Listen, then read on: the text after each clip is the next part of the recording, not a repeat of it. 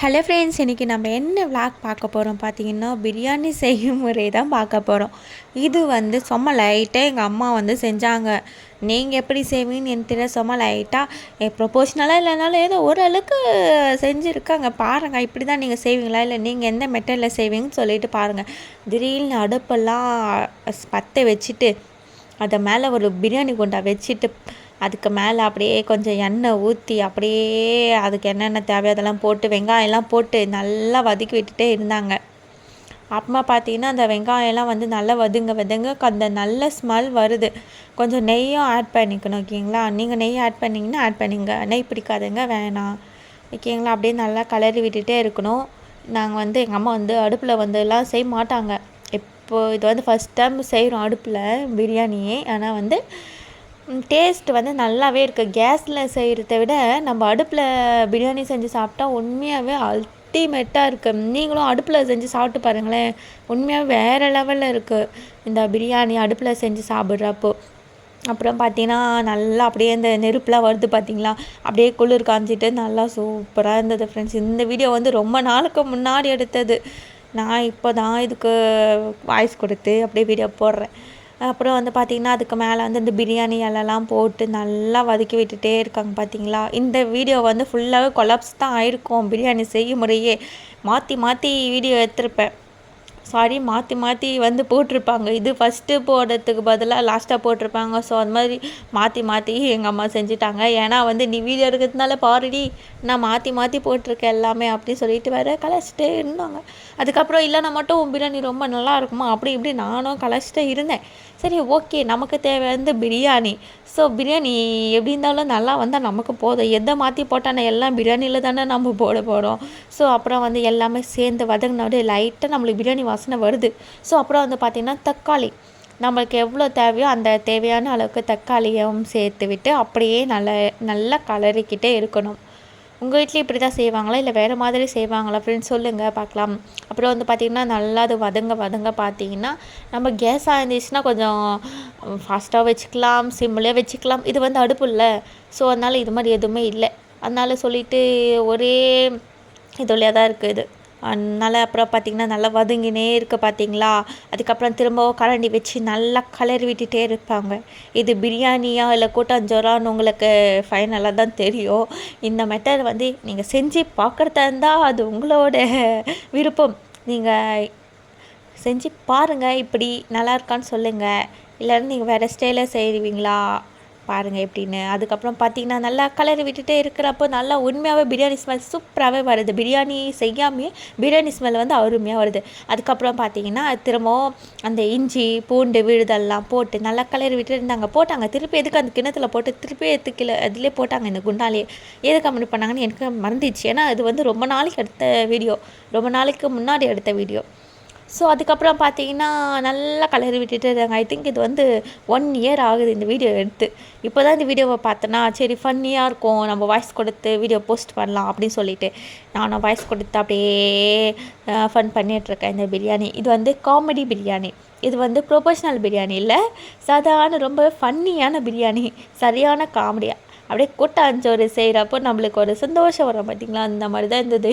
சரியான செம சூப்பராக அப்படியே இந்த நெருப்பு இந்த கிளைமேட்டுக்கும் அப்படியே ஒரு ஈவினிங் டைமில் செஞ்சாங்களா, அப்படியே சரியான இந்த காற்று, அப்படியே இந்த நெருப்போட அனல், அந்த புகை, அப்படியே சரியான ஒரு பக்கம் இந்த பிரியாணி ஸ்மெல்லு எல்லாமே சேர்ந்து அப்படியே சரியான இந்த கிளைமேட்டுக்கு சூப்பராக இருந்தது ஃப்ரெண்ட்ஸ். நீங்களும் பாருங்கள், ஈவினிங் டைமில் இந்த நெருப்பு அந்த மாதிரி குளிர் காயிற மாதிரி வச்சு பாருங்களேன், சரியான சூப்பராக இருக்கும். அதுக்கப்புறம் சரி ஓகே, இந்த அடுப்பில் நெருப்பு எரிதில் நம்மளும் கொஞ்சம் குளிர் காஞ்சிப்போம் அப்படின்னு சொல்லிட்டு குளிர் காஞ்சிக்கிட்டே எங்கள் அம்மா பிரியாணி செய்து அப்படியே வீடியோ எடுத்துகிட்டே இருக்கிறேன். அப்புறமா நல்லா கலரி விட்டுட்டே இருக்காங்க பார்த்தீங்களா. கலரி விட்டு பார்த்து என் பட்டு என்னடா பண்ணுறாங்க இவளுங்க அப்படின்னு ரொம்ப கோபமாக ஆகிட்டேன் எங்கள் பட்டு. அதுக்கப்புறம் பார்த்திங்கன்னா மிளகாத்தூள் போடுறாங்கன்னு நினைக்கிறேன். மிளகாத்தூள் போட்டுட்டு அதுக்கப்புறம் பார்த்திங்கன்னா திரும்பவும் கலருவாங்கன்னு நினைக்கிறேன். அம்மா பார்ப்போம். அப்படியே மிளகாத்தூளை கொட்டிகிட்டே இருக்காங்களா. ஒரு பாக்கெட்டு மிளகாத்தூள் தான் போட்டாங்க. உங்களுக்கு எவ்வளோ காரம் வேணுமோ போடுங்க, அதுக்கு நிறைய கொட்டிக்காதீங்க. நிறைய மிளகாத்தூள் கொட்டினா அப்புறம் காரம் அதிகமாகும், அப்புறம் சாப்பிட முடியாது. ஸோ மீடியமாகவே வச்சுக்கோங்க காரத்தை. நிறையவும் காரம் போட்டால் சாப்பிட முடியாது, வாயால் எரியும். ஸோ அப்புறம் வந்து நல்லா கலரி விட்டுட்டே இருக்கிறப்போ அப்படியே ஸ்மெல் இன்னமும் சரியான சூப்பராக வருது. ஸோ அதுக்கப்புறம் பார்த்தீங்கன்னா அப்படியே கொஞ்ச நேரம் அப்படியே வச்சுட்டே இருக்காங்களா, அப்புறம் வந்து அடி பிடிக்கிற அளவுக்கு சும்மா சொன்னேன், அடி பிடிக்காத அளவுக்கு நம்ம வந்து நல்லா கலரி விட்டுட்டே இருக்கணும். ஓகேங்களா? ஏன்னா அப்போ தான் வந்து நல்லாயிருக்கும். திரும்பவும் அது என்ன மசாலான்னு தெரியல போடுறாங்க. ஏன்னா ரொம்ப நாளைக்கு முன்னாடி எடுத்த வீடியோ ஆல்ரெடி வாய்ஸ் வந்து ஓன் வாய்ஸ்லேயே பேசியிருப்பேன். ஐ மீன் இந்த பிரியாணி செய்கிறப்பவே அப்பப்போ பேசியிருப்பேன். அந்த வாய்ஸ்லாம் இப்போ வச்சு பார்த்தேன். ரொம்பவே கேவலமாக இருந்தது.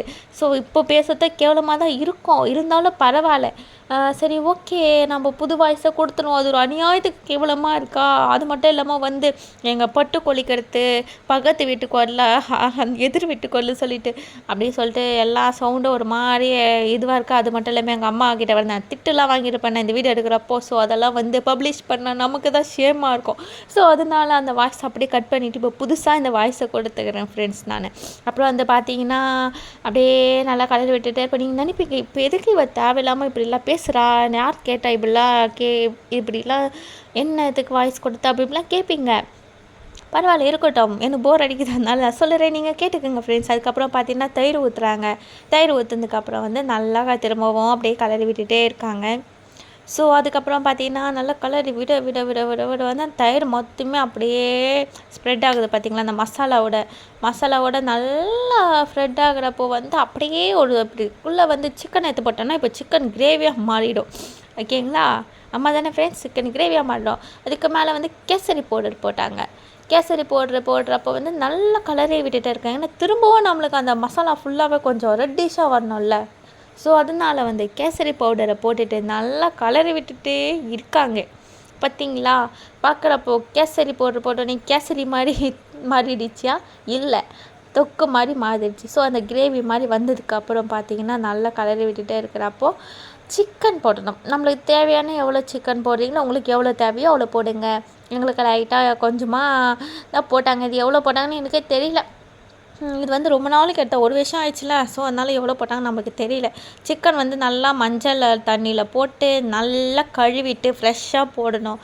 மஞ்சளோட எந்த ஒரு நான்வெஜ்ஜாக இருந்தாலும் சரி மஞ்சள் தண்ணியில் நம்ம போட்டால் தான் அதோட கிருமிங்கெலாம் நம்மளுக்கு வந்து போயிட்டு நல்லா ஒரு ஃப்ரெஷ்ஷாக இருக்கும். ஸோ அதனால் வந்து மஞ்சள் தண்ணியில் வந்து நீங்கள் எந்த ஒரு நான்வெஜ்ஜாக இருந்தாலும் அதில் வாஷ் பண்ணிவிட்டு நீங்கள் ஃப்ரெஷ்ஷாக நல்லா க்ளீன் பண்ணிவிட்டு அப்புறமா சமைக்க ஸ்டார்ட் பண்ணுங்கள்.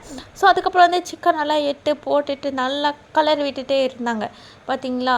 நாங்கள் வந்து அடுப்பு பற்ற வைக்காத காரணத்தினால் அந்த வெறுவாலாம் எங்கள் ஆயா கிட்ட பக்கத்தில் கடை வாங்கின்னு வந்தோமா நினைக்கிறேன். அதுக்கப்புறம் பார்த்தீங்கன்னா தேங்காய் இருக்குது பார்த்தீங்களா, அந்த தேங்காயோட அதெல்லாம் வச்சு தான் பற்ற வச்சோம். பெட்ரோல் ஊற்றி தான் நாங்கள் அடுப்பே பற்ற வச்சோம். அப்புறம் வந்து பார்த்திங்கன்னா நல்லா எரிஞ்சுன்னே இருக்கிறப்போ வந்து திடீர்னு ஆஃப் ஆகிடுச்சு போல். திரும்பவும் எரிஞ்சுது. அப்புறம் வந்து திரும்ப பெட்ரோல் ஊற்றுனதுக்கப்புறமா தான் எரிய ஸ்டார்ட் ஆகிடுச்சு. அப்புறம் வந்து பார்த்திங்கன்னா நல்லா ஒரு குழம்பு மாதிரி ஆகிடுச்சா, தண்ணி ஊற்றுனாங்கன்னு நினைக்கிறேன். தண்ணி ஊற்றின உடனே இது மாதிரி ஆயிடுச்சு. அதுக்கப்புறம் பார்த்திங்கன்னா லெமன் புழிஞ்சு விட்டாங்க. நல்லா லெமன் புழிஞ்சு விட்டால் தான் அந்த கொஞ்சம் நல்லா இருக்கும் சொல்கிறாங்க. நீங்கள் லெமன் போடுவீங்களா? எங்கள் அம்மா லெமன் ஊற்றுறாங்க பிரியாணியில். எல்லோரும் ஒரு வேளை லெமன் ஊற்றுவாங்களா எனக்கு தெரியல. லெமன் ஊற்றுனாங்க, தயிர் ஊற்றுனாங்க. அப்புறம் வந்து பார்த்திங்கன்னா நல்லா கலரி விட்டுட்டே இருக்கணும்.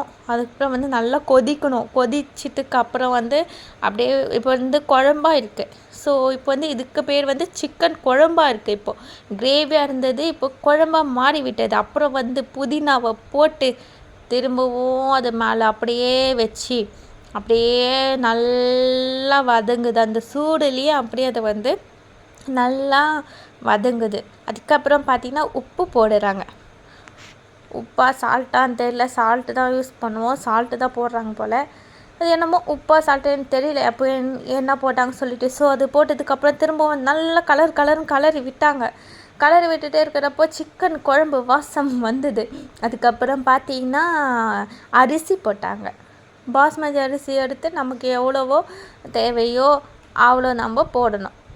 அது நமக்கு எவ்வளோ தேவையான அளவு நம்மளுக்கு வேணுமோ அந்த அளவுக்கு அரிசி எடுத்து ஊற வச்சு நல்லா வாஷ் பண்ணிவிட்டு அதுக்கப்புறமா நம்ம இந்த பிரியாணி குண்டால் போட வேண்டும். நீங்கள் கரண்டியில் போடுறதா இருந்தாலும் போடலாம், இல்லைன்னா கையில் அப்படியே எடுத்து அரிசியை போட்டாலும் போடலாம். ஓகேங்களா. அதுக்கப்புறம் வந்து அரிசி நல்லா அந்த தண்ணிக்குள்ளே ஆக்சுவலாக பார்த்திங்கன்னா இந்த சிக்கன் குழம்புல போடுறாங்க அந்த அரிசியை பார்க்குறீங்களா. பார்க்க மாட்டே தெரிஞ்சிருக்கும். இந்த சிக்கன் குழம்புல அரிசி போட்ட உடனே இந்த மாதிரி பிரியாணியாக மாறிடுச்சு ஃப்ரெண்ட். ஃபைனலாக பிரியாணி ரெடி.